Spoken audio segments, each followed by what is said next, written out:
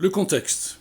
Le contexte, c'est qu'une petite caste, une petite tenaille s'est mise en place avec la justice, les médias, la finance, autour de Macron, produit clairement créé de toutes pièces, pour prendre le pouvoir en 2017. L'opération était simple, il suffisait d'éliminer, comme ça a été fait, Fillon, et ensuite se retrouver au deuxième tour face à Marine Le Pen, qui est une garantie de victoire, ad vitam aeternam.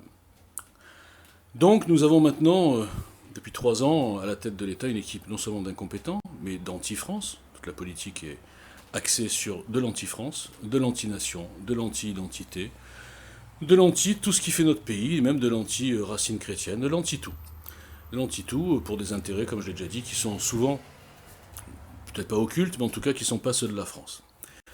Et ils contrôlent parfaitement le paysage, puisqu'ils ont réussi à faire venir à eux tous ceux qui étaient dans la politique pour la gamelle, ce que j'appelle les opportunistes, donc tous les gens de LR qui se sont ralliés finalement à la REM. C'est là où la soupe est meilleure pour l'instant. Donc c'est une autoroute, quel que soit ce qu'ils fassent comme conneries encore, comme aberration, comme mensonge. De toute façon, le jeu est simple, on diabolise le RN, et c'est bon, c'est dans la poche. Dans ce contexte, les gens qui ne comprennent pas encore que le statu quo nous mènera à Macron ou assimilé bis en 2022, je ne sais pas ce qu'il leur faut. Alors, on a un article de Donfray, que j'ai déjà diffusé, qui est finalement, comme je l'ai dit, qui aurait pu être le texte fondateur de JL 2017, puisque c'est à ce moment-là que j'ai fait cette analyse. Cet article date de 2019. Il y a plein d'autres articles qui décrivent ce que je viens de dire. C'est pas du tout un scoop.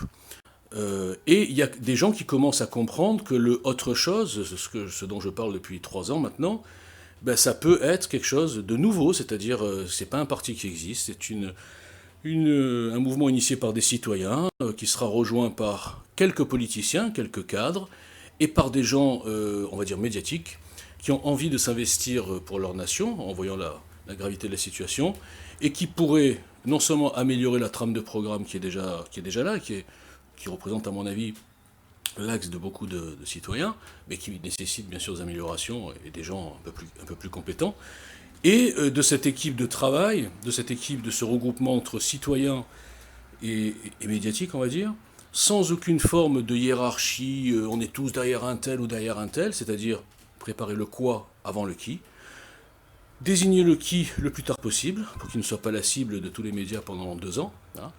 Et cette combinaison, ce produit, là aussi ça serait un produit, mais un produit pour la France, c'est différent quand même que de Macron, ce produit serait incassable par la tenaille média, puisque indiabolisable, serait incassable par la tenaille justice, puisque pas de passé politique, pas d'argent public, pas de casserole de ci ou de là, pas de costume, et regrouperait non seulement beaucoup d'électeurs actuels, mais en plus ferait revenir des abstentionnistes qui étaient dégoûtés du monde des partis politiques classiques et des jeux politiciens, et des gens qui sont tous mouillés de près ou de loin à des aberrations que nous constatons depuis 81, mais depuis 2007, mais aussi surtout depuis 2012. Là, c'est carrément, on est arrivé à la fin du système.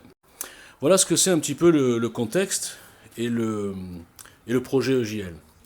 Alors après, on va me dire, oui, mais non, on attend l'union des droites. L'union des droites, je crois que s'il y a encore quelqu'un qui croit à l'union des partis de droite sur la base d'un programme commun et d'un candidat unique désigné entre eux, alors qu'ils sont remplis d'ego, alors qu'ils veulent absolument ils veulent pas s'allier.